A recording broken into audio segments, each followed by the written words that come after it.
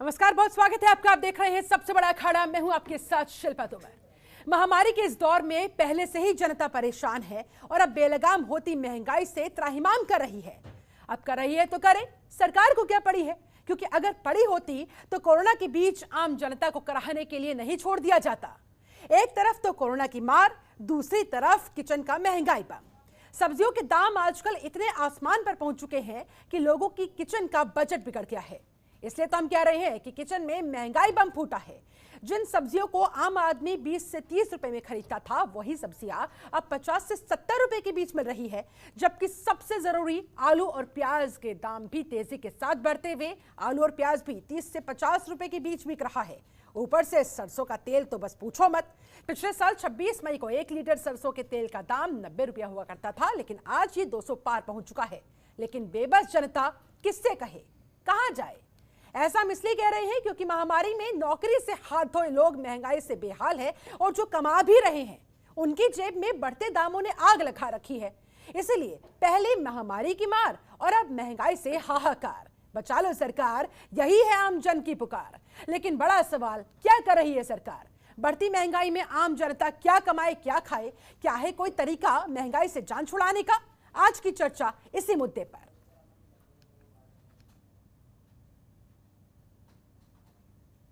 बढ़ती महंगाई से चारों तरफ हाहाकार मचा हुआ है। ऐसे में बहुत सारे सवाल खड़े होते हुए, मसलन रसोई में महंगाई बम, पेट्रोल में लगी आग, क्या कर रही है सरकार? आखिरकार आम जनता की इस पुकार को क्यों नहीं सुन पा रही सरकार और सरकार के नुमाइंदे? कोरोना के बीच महंगाई की मार, इससे कैसे मिलेगी निजात? महंगाई से जनता बेहाल, कब बदलेंगे हालात? इंतजार में है आम लोग। आम आदमी की रसोई का बिगड़ा बजट, लेकिन क्या है समाधान? यही समाधान तो जनता ढूंढ रही है, जो मिल नहीं पा रहा। क्या बस महंगाई का ही हुआ विकास? सबसे महत्वपूर्ण सवाल, महंगाई बढ़ती जा रही है महामारी के बीच, तो आखिरकार क्यों? आज इन्हीं तमाम सवालों के जवाब ढूंढने की हम कोशिश करेंगे। हमारे साथ एक पूरा खास पैनल इस समय जुड़ा हुआ है। पैनल का मैं तारुफ जल्दी से आपसे करवा दूं। हमारे साथ सपा प्रवक्ता कपिल श्रीवास्तव जुड़े हुए, बहुत बहुत स्वागत है सर आपका। हमारे साथ कांग्रेस प्रवक्ता रिटायर्ड विंग कमांडर अनुमा आचार्य जुड़ चुके हैं, बहुत स्वागत है मैम आपका। अर्थशास्त्री मनीष गुप्ता हमारे साथ जुड़े हुए हैं और वरिष्ठ पत्रकार डॉक्टर सुनील कौशिक भी हमारे साथ स्टूडियो में मौजूद है। आप सभी मेहमानों का बहुत बहुत स्वागत करती हूँ। चर्चा की शुरुआत डॉक्टर सुनील कौशिक आपके साथ आज करना चाहूंगी। वरिष्ठ पत्रकार है आप, जनता के इस दर्द से भली भांति वाकिफ होंगे। धरातल की क्या स्थिति है, जनता कैसे त्राहिमाम कर रही है, बेहतरीन तरीके से आप समझते होंगे। क्या लगता है आपको, आखिरकार महंगाई नामक इस डायन से लोगों को निजात मिल क्यों नहीं पाती है? लोग करें तो क्या करें, और ऊपर से इस महामारी के बीच बहुत लोगों के पास नौकरियां नहीं है। वो क्या खाए, क्या कमाए, कैसे आखिरकार अपना जीवन बचाए? बहुत बड़ा सवाल। बहुत अच्छा आपने सवाल किया। निश्चित तौर से कह सकते हैं कि देश में महंगाई को लेकर के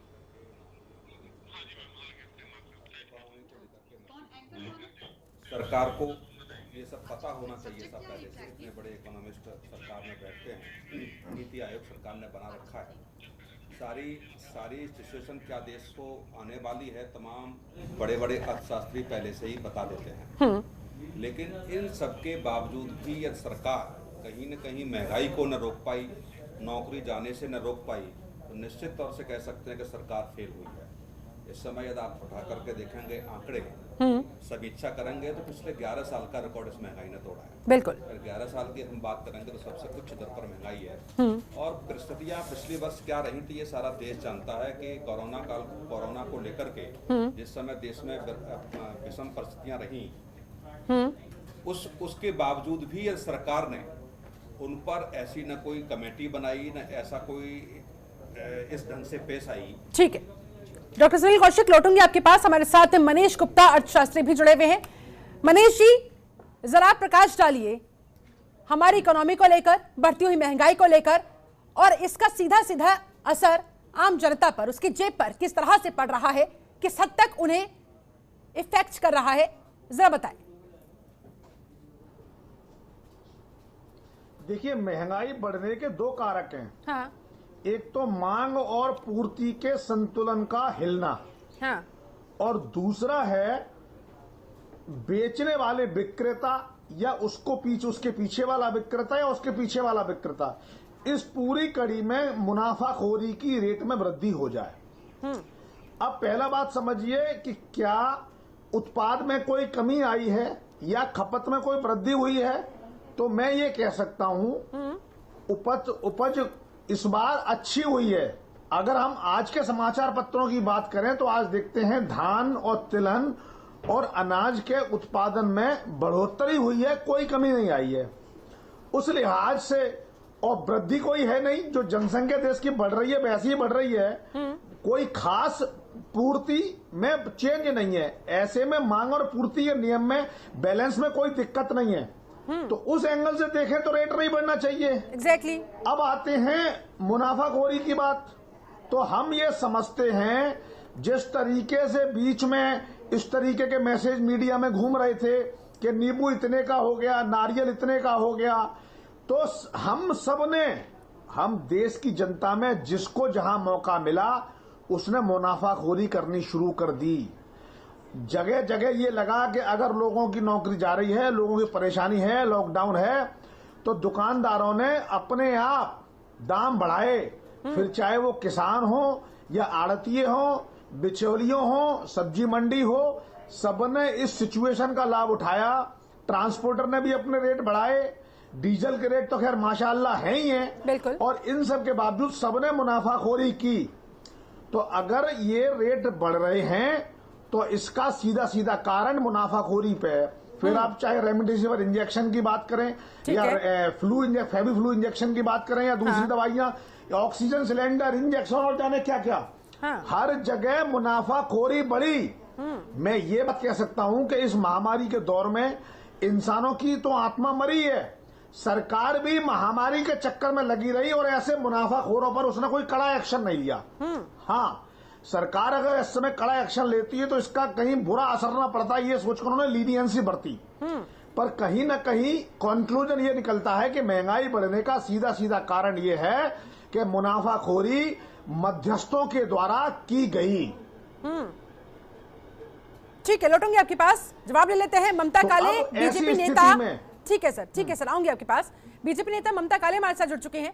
ममता जी, बहुत स्वागत है आपका इस खास चर्चा में।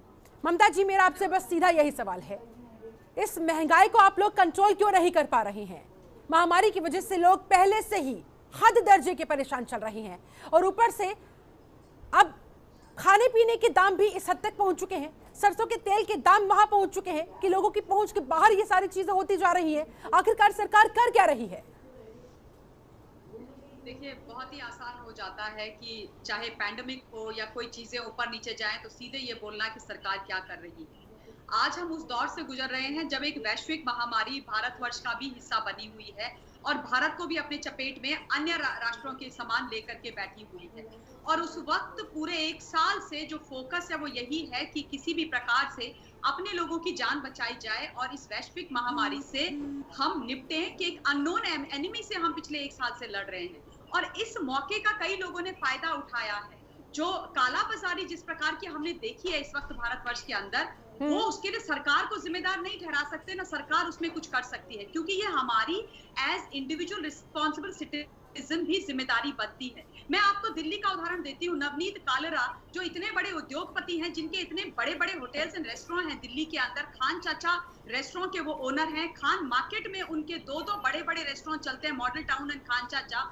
उन्होंने सबसे बड़ी काला बाजारी करके दिखाई और सारी हदें पार कर दी। उनके पास ऑक्सीजन कॉन्सेंट्रेटर मिले जो उन्होंने चाइना से, चीन से 15-15 हजार रुपए में खरीदे, और इस पैंडेमिक के समय पर जब लोग दान कर रहे हैं उस वक्त उनको 1-1 लाख रुपए में बेचा।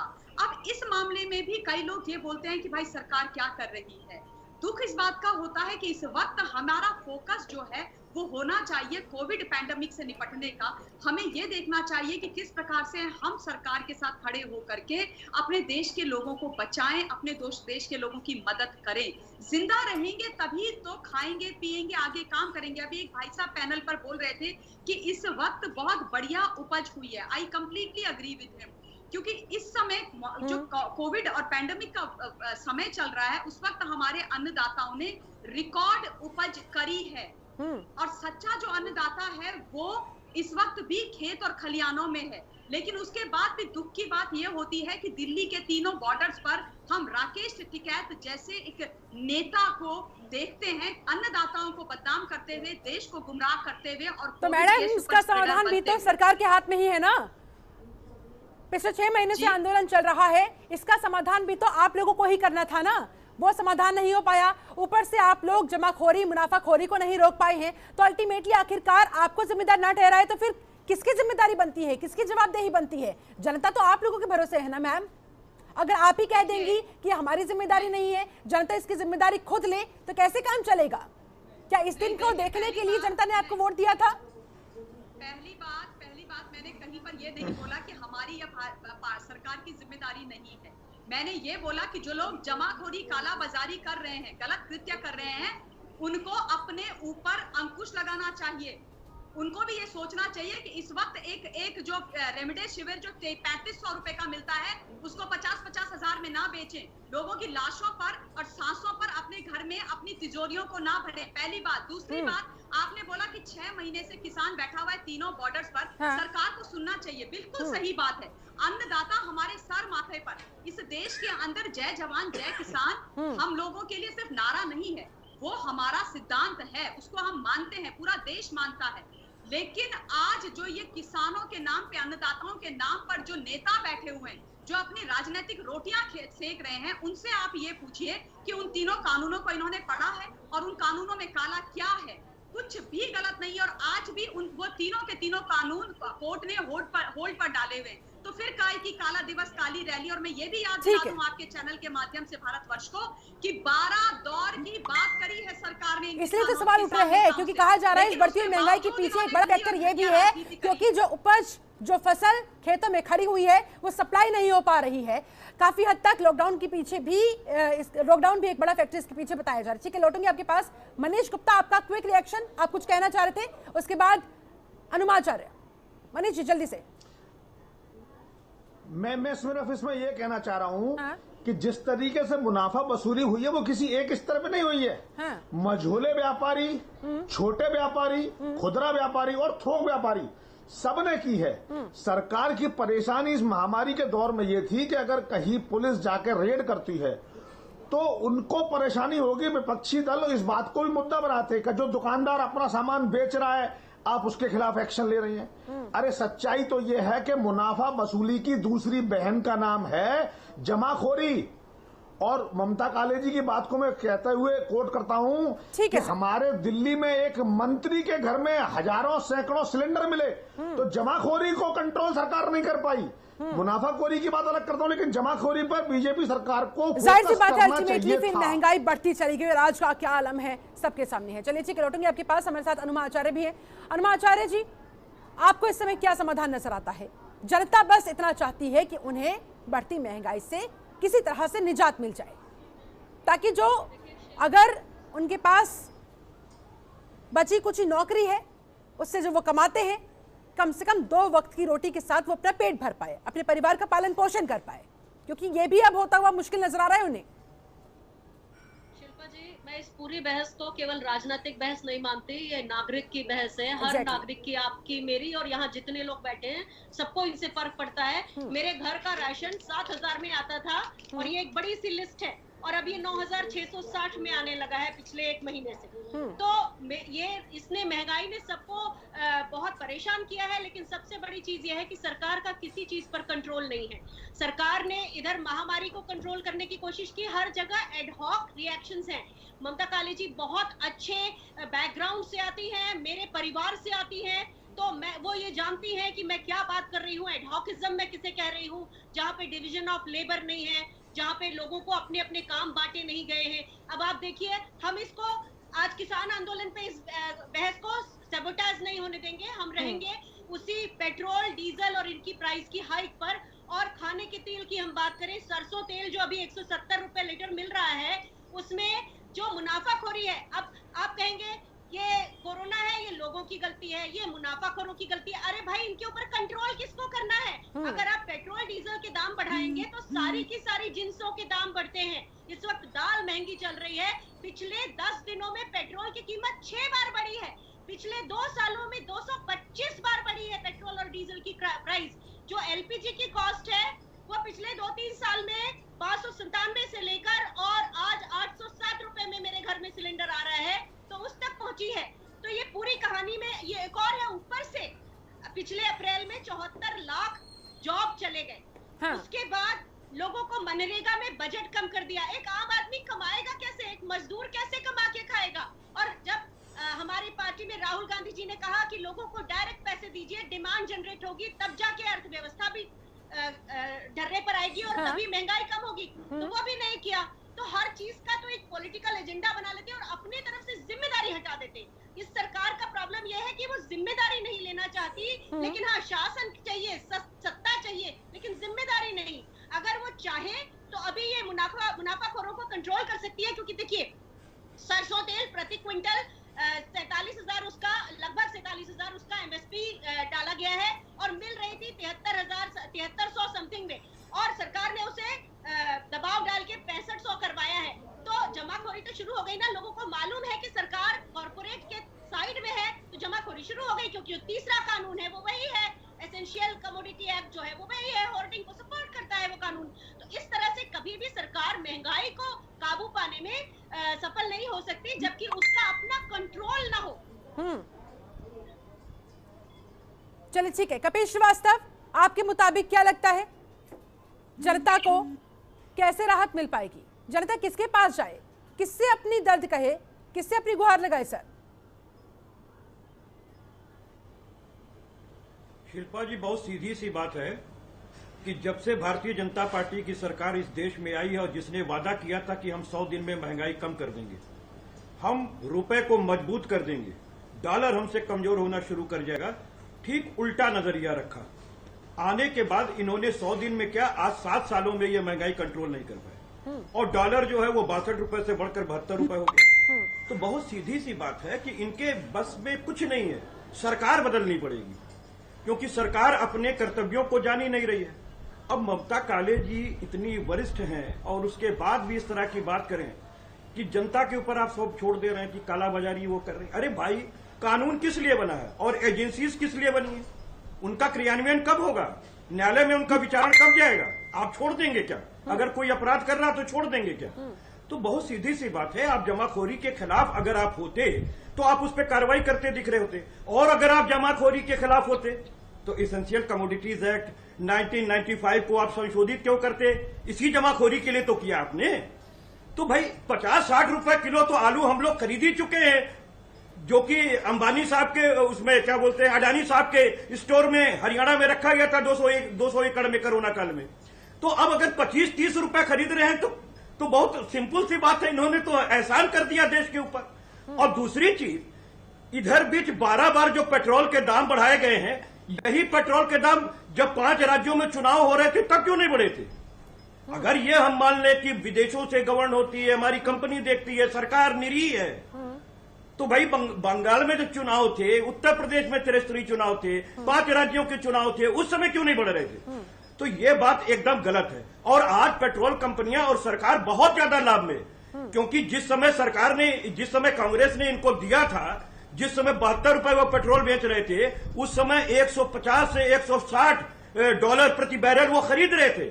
और आज कितना है भाई? बीच में तो 35 से 40 डॉलर चला गया था, तब भी हमको सहूलियत नहीं मिली थी। ठीक है। और आज 103 रुपए राजस्थान में बिक रहा है। ठीक है। और डीजल आप देख लीजिए कितना % बढ़ गया, जिसपे कि आपका पूरा ट्रांसपोर्ट ठहरा हुआ है और कृषि ठहरी हुई है, और किसानों से इनका कोई लेना देना नहीं है। किसान के पूरे परिवार बैठे हैं खेत में, उत्पादन कर रहे हैं, और बाकी उनके मुखिया बैठ करके वहां पर इस काला कानून से पूरे देश को बचाने की गुहार लगा रहे हैं और लड़ाई लग रहे हैं, और फिर भी इनकी सरकार 6 महीने से ध्यान नहीं दे रही है। तो यह है भारतीय जनता पार्टी की सरकार। कहने के लिए सब कुछ है, लेकिन महंगाई के नाम पर सिफर है, क्योंकि ये जमाखोरों के साथ है, ये देश के नागरिक और उनकी समस्याओं के साथ नहीं है। सरकार की मंशा ही नहीं है क्या महंगाई को कंट्रोल करने की? क्योंकि अगर होती तो जबरदस्त एक्शन के मोड में यहाँ पर सरकार नजर आती इस समय, और आप लोग जमाखोरी को रोक ही नहीं पा रहे। देखिए ऐसा, ये जो बंधुवर से मैं पहली बात तो ये बोलना चाहती हूँ कि डीजल पेट्रोल की जो वृद्धि की ये बात कर रहे हैं, काश उनको ये पता होता कि सेंट्रल गवर्नमेंट के साथ साथ जो स्टेट गवर्नमेंट है उनकी भी जिम्मेदारी होती है। सेंट्रल गवर्नमेंट के साथ स्टेट गवर्नमेंट्स बैठे और उसके बाद जो टैक्स वाली जो पूरी व्यवस्था है उसके ऊपर बात करें और उसको जो प्राइस है उसको नीचे लाएं। ये टेक्निकल पॉइंट है। अरे सुनिए आप मेरी बात, आप सुनिए मेरी बात, ये टेक्निकल पॉइंट है। अगर आपको जानकारी नहीं है तो गुमराह मत कीजिए, टेक्निकल पॉइंट पे बात कीजिए, ठीक है ना। आप बात कीजिए टैक्सेशन की। और दूसरी बात, अभी आपने बोला आप पेट्रोल और शराब को जीएसटी पे क्यों नहीं लाना चाहते? पूरा देश ठीक है, एक करके कपिल सिंह एक बार ममता काली का जवाब ले लेते हैं। जीएसटी का सवाल मैं पूछूंगी सर, एक सेकंड, ठीक है नहीं चलेगी। ठीक है ममता जी अपनी बात पूरी करें, लेकिन पॉलिटिकल जवाब दे रही हैं। एक एक करके कपिल सिंह प्लीज। शब्द नहीं बोला था। अगर आपको ऐसे डिबेट करानी है तो मुझे नहीं करनी है डिबेट। बोलिए ममता जी, अनुमा जी कुछ कहना चाह रही है उसके बाद। ममता जी ठीक है, ये बोलने हमको आप मौका दीजिएगा। आप सुनिए मेरी बात। आप पहले इतना जवाब, आपने अभी बात करी काला कानून की। आपने बोला कि जो किसान बैठा हुआ है 6 महीने से बैठा हुआ है, सरकार ने कुछ नहीं करी है, कानून काला है। भाई साहब आप बताइए कि आपने अगर वो तीनों बिल पढ़े हैं तो बताइए कि कौन से पैराग्राफ में कौन सी लाइन, कौन सा शब्द। मेरी आपसे रिक्वेस्ट है आप मुझे मैम, मेरी आपसे रिक्वेस्ट है प्लीज महंगाई के मुद्दे पर मैम स्टिक हो जाइए। आम जनता महंगाई से कैसे निजात उसे मिलेगी ये जानना चाहती है। किसानों पर सैकड़ों चर्चाएं हो चुकी है लेकिन समाधान अब तक नहीं निकला है। आज क्या निकल जाएगा मैम? जब वो काला कानून की बात बोल रहे थे आपने उनको रोका। उन्होंने एक फैक्ट ऐड किया मैम।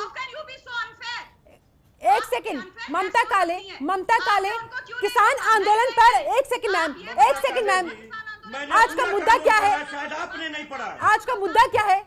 महंगाई का मुद्दा है मैम। आप बस मुझे इतना बता दीजिए, महंगाई के मसले पर आपसे जो सवाल किया गया था उसका जवाब दे दीजिए। किसानों पर बहुत चर्चाएं हो चुकी है। आज आम जनता के लिहाज से जैसे ही मैंने सच्चाई बोली तो आपको तकलीफ हो गई, आप तुरंत आ गए कि मुद्दे पर आइए। मैं तो मुद्दे की बात कर रही थी ना। एक सेकंड, मीडिया पर सवाल उठाना बहुत आसान होता है, एंकर पर सवाल उठाना बहुत आसान होता है। एक सेकंड ममता काले, मैं आपको इस डिबेट में मुद्दे पर रहने के लिए इसीलिए कह रही थी ना क्योंकि आज का मुद्दा महंगाई का मुद्दा है जो सीधे आपको भी इफेक्ट करता है, मुझे भी इफेक्ट करता है, इस डिबेट को देखने वाले एक दर्शक को इफेक्ट करता है। तो प्लीज डिबेट को डिरेल मत होने दीजिए। मैं आपसे वापस से दरख्वास्त करती हूँ, महंगाई के मसले पर सरकार क्या कर रही है? I will not take this कि आप मुझे ये बोल रही हैं कि मैं डिबेट को डिरेल कर रही हूँ। नहीं मैडम, ममता काले प्लीज, आपसे रिक्वेस्ट है मेरी, एक बार फिर से मैं आपसे दरख्वास्त करती हूँ, टॉपिक पर बात करते हैं मैम। किसान आंदोलन आज मुद्दा नहीं है। अगर आपने मेरी डिबेट सुनी है तो आपको ये जानकारी होगी कि मैं डिबेट्स को डिरेल नहीं करती हूँ। तो फिर मैम वापस से एक बार फिर से बिना टाइम वेस्ट किए, मैम इतना समय नहीं होता। ममता काले आपसे दरख्वास्त है मैम, ठीक है जवाब दीजिए, महंगाई पर जवाब दीजिए मैम। किसान आंदोलन को लेकर मैंने आपसे सवाल नहीं पूछा और मैं डेफिनेटली इनसे बात करूंगी। मैम टाइम वेस्ट मत कीजिए प्लीज। देश का परम महत्वपूर्ण हिस्सा है। आज उनके नाम पर बॉर्डर पे राजनीति हो रही है तो उस विषय पर बोला जाएगा। महंगाई, आप सरसों की बात करेंगे, आप उपज की बात करेंगे, आप चाहेंगे कि किसानों की बात ना हो, ये नहीं चलेगा। मैं आपके हिसाब से बात थोड़ी ना करूंगी। महंगाई पर आपके पास जवाब है ममता काले? सारे जवाब मैं आपको दे चुकी हूँ। तो जमाखोरी क्यों नहीं रोक पाई आपकी सरकार? यही तो मैं जानना चाहती हूँ। जमाखोरी की वजह से महंगाई आज कहां से कहां पहुंच गई है? ममता काले जवाब नहीं है आपके पास? जवाब दे रहे हैं और ये डिबेट छोड़ के भागने की धमकी दे रही है। ठीक है कपिल श्रीवास्तव, एक सेकंड अनुमाचार्य कुछ कहना चाह रही है। एक सेकंड अनुमा जी, डिबेट छोड़ने की धमकी दे रही है। एक सेकंड सर प्लीज, एक दूसरे पर व्यक्तिगत तंज मत कीजिए। एक सेकंड सर प्लीज, सबकी बात सुननी होगी। पूरे पढ़े हुए हैं, शायद आप नहीं पढ़े होंगे, मेरा तो पेशा है इसी चीज को पढ़ने का। कपिल श्रीवास्तव प्लीज, ममता काले प्लीज आपके पास आऊंगी। ममता काले मैंने आपको समय दिया था लेकिन आपने सारा समय बर्बाद किया। मैंने महंगाई को क्यों नहीं आप लोग रोक पा रहे हैं ये सवाल आपसे किया था लेकिन आप एक सेकंड ममता काले, आप मुझे नहीं समझाएंगी। जो मैंने आपसे सवाल किया है आपके पास जवाब हो तो जवाब दीजिए। आप मुझे नहीं समझाएंगी।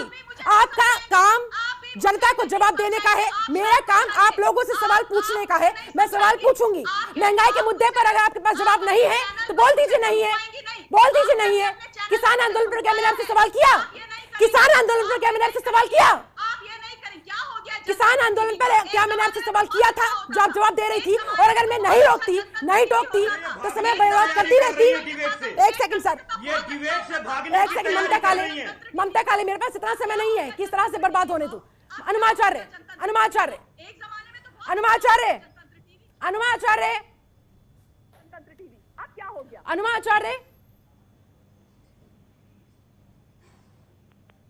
आपको मेरी आवाज आ रही है मैम, बोलिए, कंटिन्यू।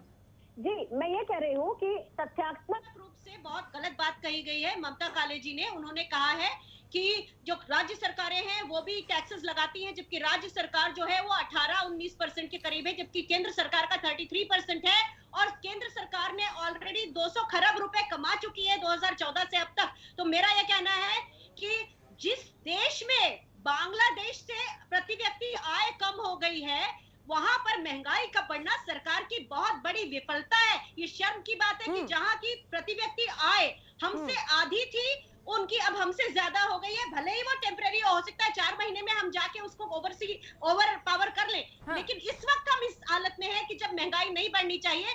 दूसरी चीज ये है कि जो सरकारी कर्मचारी है उनका भी महंगाई भत्ता पिछले 1.5 साल से नहीं मिला है। उससे 37,000 करोड़ रुपए इकट्ठा हुए हैं। उससे सरकार क्या कर रही है? सरकार क्यों बढ़ा रही है ये महंगाई? क्यों सरकार का काबू में नहीं आ रही है ये महंगाई? और दूसरे, पहले हमारे यहाँ पेट्रोल और डीजल का प्रोडक्शन होता था, ओएनजीसी करता था, पहले 25% के करीब होता था, अब 16-17% के करीब हो गया है। हर चीज में प्रोडक्शन में कमियां, मैन्युफैक्चरिंग में कमियां, और सरकार का किसी भी क्षेत्र में नियंत्रण का ना होना इस महंगाई को बढ़ा और रहा है। अल्टीमेटली इन सबका रिजल्ट निकलता है बढ़ती हुई महंगाई के रूप में।